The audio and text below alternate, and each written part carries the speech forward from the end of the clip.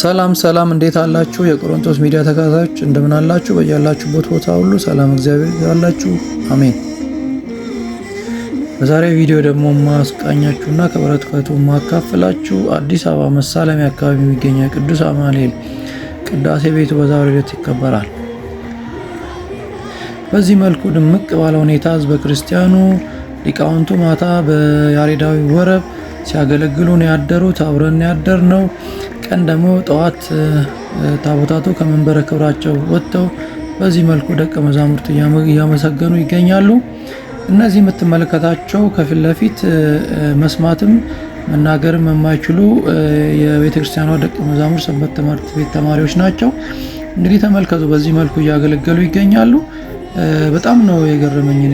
ሰው ሙሉ አካል እያለው እንኳን ቤተክርስቲያንም ሄዶ አገልግሎ ራሱም ተባርኮ እግዚአብሔርን ማመስገን የማይመለስበት ብዙ ሁኔታ አለና አብዛኛው ሰው የትም አልባሌ ቦታ በማሳለፍ የራሱን ጊዜ የሚያጠፋበት እግዚአብሔርን አምልኮ የማያመልክበት ጊዜ ሁላ ይፈጠራልና ከነዚህ ልጆች በእውነት ሳያቸው ልቤን የተሰበረውና እግዚአብሔር ይባርካቸው፣ በጤናና በጸጋ ይጠብቃቸው።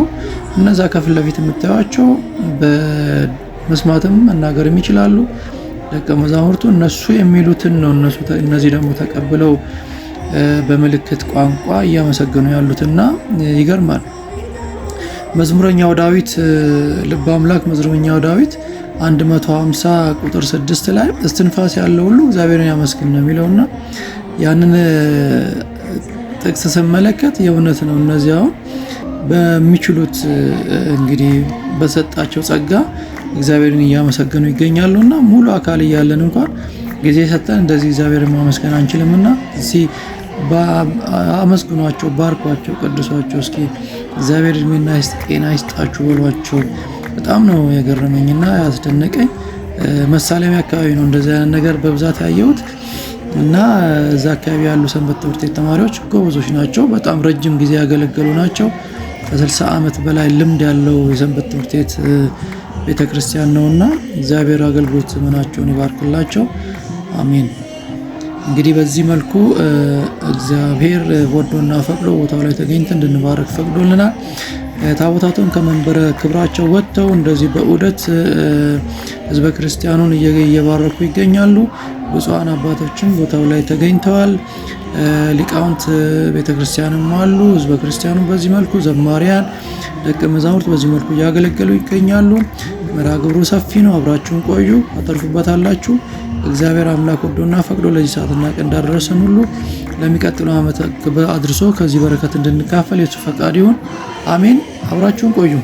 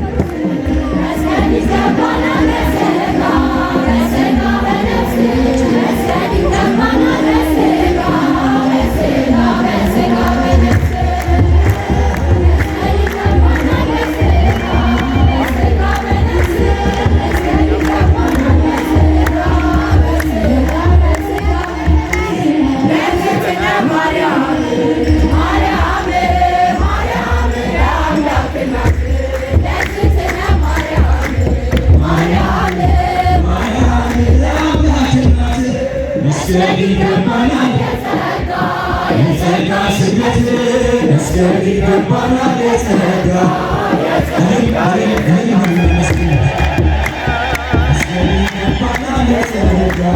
የጸጋ ስግደት መስገድ ይገባናል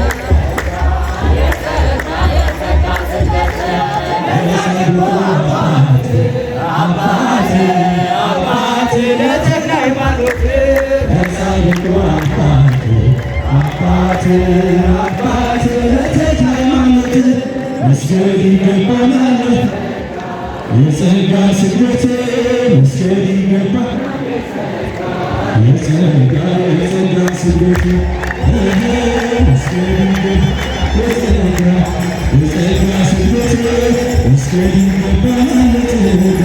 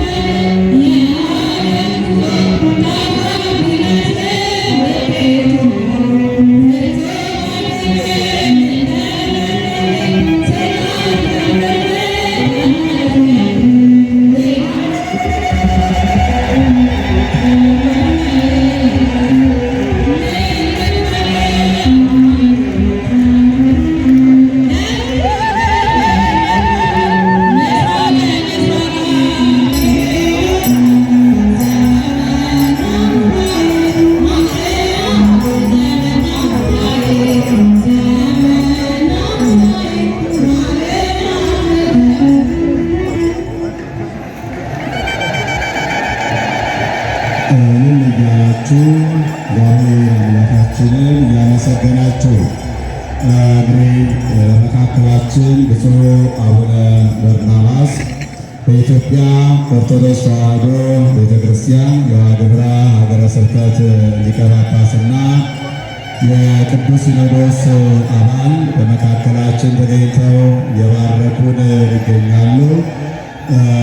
በእውነት እድለኛ ነን። አባቶቻችንን ያላሳጣን አባቶቻችን አምላክ ስለ ተመሰገነ አመስግን እግዚአብሔር አምላካችንን። አርገ እግዚአብሔር በይባቤ ወእግዚእነ በቃለ ቀን ዘምሩ ለአምላክነ ዘምሩ።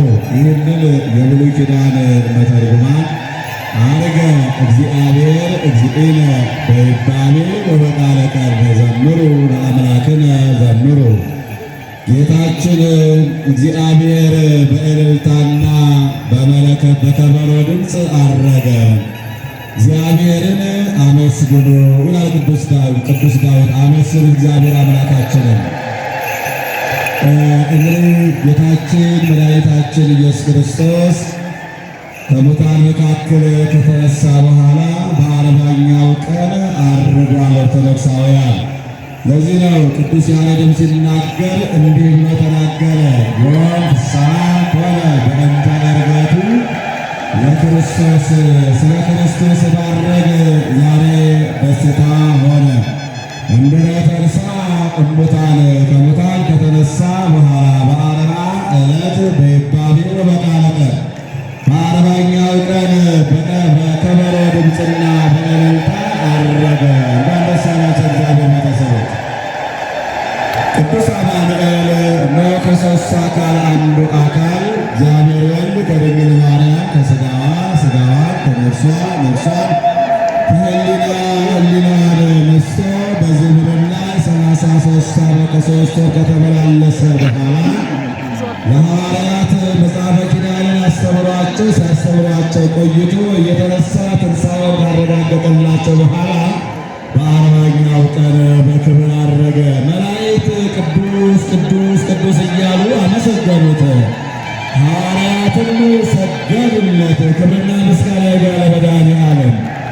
እርሱም እንዲህ አላቸው። ሉቃስ ወንጌል ምዕራፍ 24 ቁጥር 47 ላይ ወአንትሙሰ ንበሩ አገረ ኢየሩሳሌም እስከ ትለብሱ ኃይለ በአርያም፣ እናንተ ግን ከላይ ከአርያም ኃይል እስከምትለብሱ በኢየሩሳሌም ቆዩ አላቸው። በቤተ መቅደስ ቆዩ አላቸው። ሐዋርያቱም ጰራቅሊጦስ የተባለው መጽንዒ የሚያጸና መንጽሒ የሚያነጻ መስተስሪ የሚያስደስት መስተስሪ ኃጢአትን የሚያስተሰሪ ናዛዚ የሚያረጋጋ ከሳቲ የሚገልጠው እግዚአብሔር መንፈስ ቅዱስ ከወረደላቸው በኋላ በቤተ መቅደስ ወእንዘ ዘልፈ ይባርክዎ ወይሴብሕዎ ነበሩ። ዘወትር እያመሰገኑ በቤተ መቅደስ ኖሩ። አመስግኑት እግዚአብሔር ቤተሰቦች። ዛሬም እኛ በቤተ መቅደስ የተገኘ ኦርቶዶክሳውያን እግዚአብሔርን እያመሰገንን ለእግዚአብሔር ምስጋና እያቀረብን የአምልኮ ስግደት እየሰገድን እየተባረክን ያለው። ስለዚህ ነገረ ዕርገቱ የሚነገርበት ሰዓት ነው። ስለ ነገረ ዕርገቱ የሚተረጎምበት፣ ስለ ነገረ ዕርገቱ የሚተነተንበት፣ ስለ ነገረ ዕርገቱ ምስጢር የሚገለጥበት ሳምንት ነው። ይህ ሳምንት በአርባኛ ቀን ያረገ ክርስቶስ ነው።